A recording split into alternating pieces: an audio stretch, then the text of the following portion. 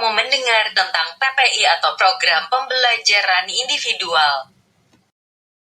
Sebelumnya tidak pernah saya dengar. PPI? Saya belum pernah mendengar kata PPI. PPI, sepertinya saya pernah mendengar. PPI. Apa itu PPI?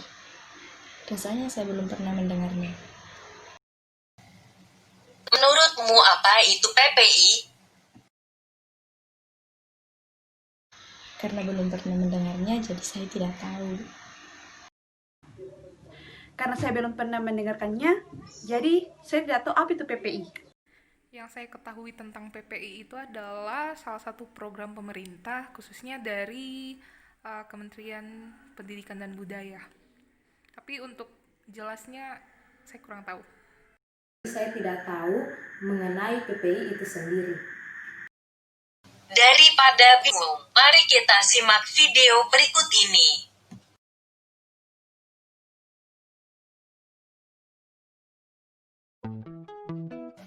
PPI adalah program pembelajaran individual yang diadopsi dari istilah Individualist Educational Program. Pada dasarnya, program ini merupakan dokumen tertulis yang dikembangkan dalam suatu rencana pembelajaran, khususnya bagi anak berkebutuhan khusus. Seperti yang dikemukakan oleh Mercer and Mercer, program individual menunjuk pada suatu program pengajaran di mana siswa bekerja dengan tugas-tugas dengan waktu yang sesuai dengan kondisi dan motivasinya. Seperti di dalam Mazmur 139, Tuhan menciptakan manusia begitu unik. Manusia memiliki kebutuhan, dorongan, serta motivasi yang berbeda-beda. Begitupun dengan proses pembelajaran. Situasi, kondisi, dan kebutuhan belajar anak, khususnya anak berkebutuhan khusus, sangat bervariasi, serta memiliki masalah dan hambatan yang berbeda-beda. Berdasarkan latar belakang tersebut membawa implikasi pada kompetensi guru dalam menyusun program pembelajaran yang mampu menjawab kebutuhan mereka, dan PPI adalah salah satu alternatifnya.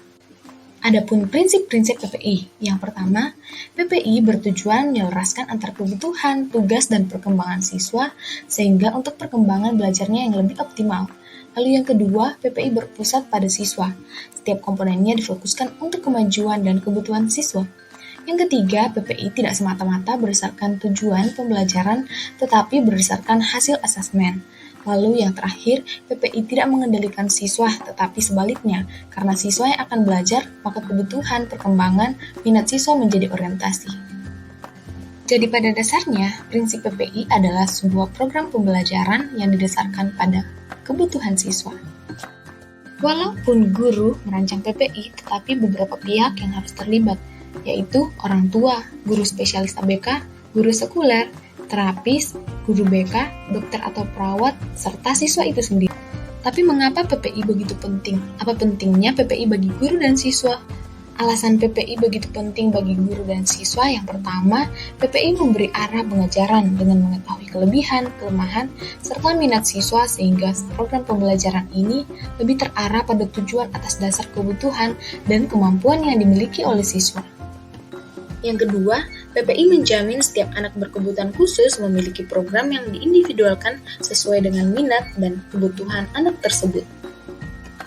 PPI juga dapat meningkatkan keterampilan guru dalam melakukan asesmen, khususnya karakteristik individual atau pribadi anak. Selain itu, PPI juga meningkatkan komunikasi antar guru dengan pihak yang terlibat, contohnya orang tua, pengasuh, dokter, serta terapis anak.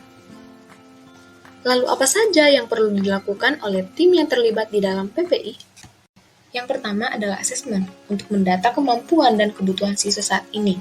Data-data tersebut berupa informasi akademik, cara menolong diri sendiri, sensorik, dan motorik, serta perilaku siswa. Yang kedua adalah merumuskan tujuan jangka panjang berdasarkan kemampuan dan kebutuhan murid itu sendiri, contohnya dalam jangka 1 tahun. Pihak PPI juga bertugas merumuskan tujuan jangka pendek yang terbagi di dalam beberapa bulan, contohnya 3 bulan atau 4 bulan. Berikutnya adalah menetapkan materi pembelajaran. Dalam hal ini, tim PPI mengadaptasi kurikulum nasional sesuai dengan kebutuhan dan kemampuan siswa. Selanjutnya, tim PPI akan bertugas menetapkan kegiatan pembelajaran apa saja yang akan dilakukan dalam program tersebut. Tugas tim PPI selanjutnya adalah mengevaluasi kemajuan hasil belajar yang dialami oleh siswa tersebut. Selain beberapa hal tadi, berikut adalah beberapa komponen yang harus ada di dalam PPI atau program pembelajaran individual. Komponen yang pertama adalah informasi umum. Informasi umum dapat berupa data pribadi seperti nama lengkap, tempat tanggal lahir, alamat, nomor telepon, serta nama dan alamat orang tua atau wali.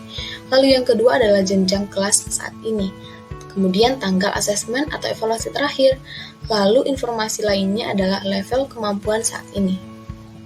Komponen yang kedua adalah annual goals dan benchmarks. Benchmarks adalah level kemampuan siswa saat ini atau modal yang sudah dimiliki oleh siswa. Lalu annual goals adalah setiap mata pelajaran atau keterampilan yang ingin ditargetkan. Komponen yang ketiga adalah affidavits dan lampiran. Contohnya akte adopsi untuk siswa yang diadopsi. Lalu yang kedua, laporan hasil observasi psikolog serta laporan hasil. Dengan demikian, penting bagi kita, khususnya seorang guru, untuk merancangkan program pembelajaran yang sesuai dengan kemampuan, kebutuhan, dan motivasi belajar anak. Tuhan menciptakan setiap orang begitu unik dan berbeda-beda, begitupun dengan kebutuhannya.